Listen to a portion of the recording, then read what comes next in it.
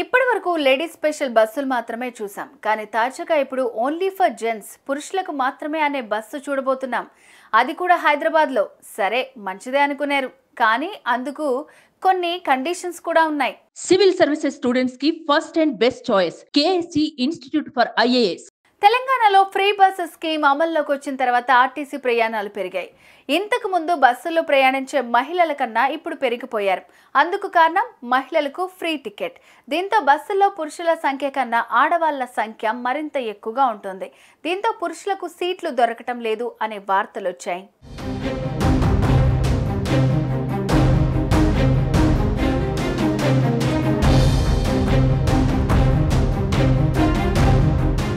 అయితే అప్పటి వరకు ఉన్న లేడీస్ స్పెషల్ బస్సులు పలుచోట్ల నిలిపివేశారు. అన్ని బస్సులు నార్మల్ గానే నడిపారు. తాజాగా చాలా మంది తమకు జెంట్స్ బస్సులు కావాలని సోషల్ మీడియాలో పోస్టులు పెట్టారు. అలా పెట్టారో లేదో ఓ ఆర్టీసీ బస్సు ఫోటో ప్రత్యక్షమైంది. ఆ బస్సుకున్న బోర్డుపై పురుషులకు మాత్రమే అని రాసి ఉండడంతో ఇప్పుడు అది కాస్త వైరల్ గా మారింది.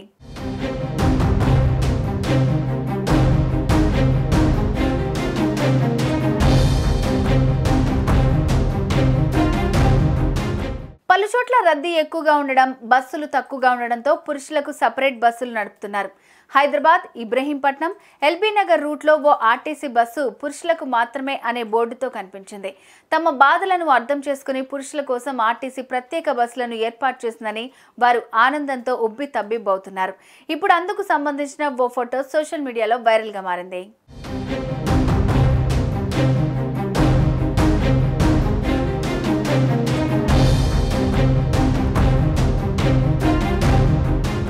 ఇదంతా బాగానే ఉంది, పురుషులకు సపరేట్ బస్సు కూడా ఓకే. అయితే ఈ విషయంపై టీఎస్ఆర్టీసీ ఎలాంటి అధికారిక ప్రకటన చేయలేదు. పురుషులకు మాత్రమే బస్సులు కేటాయించాలంటే దానికంటూ సపరేట్ ప్రాసెస్ ఉంటుంది.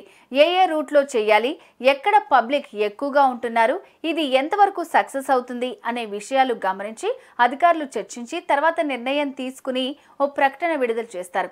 ఆ తర్వాత మాత్రమే బస్సులు అందుబాటులోకి వస్తాయి.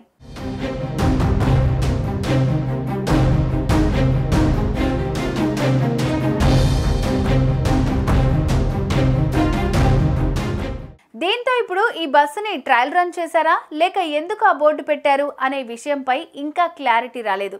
పైగా ఆర్టీసీ అధికారుల నుంచి కూడా ఎలాంటి స్పందన రాలేదు. చూడాలి మరి పురుషులకు మాత్రమే అనే బస్సులు ఏ మేరకు సక్సెస్ అవుతాయో.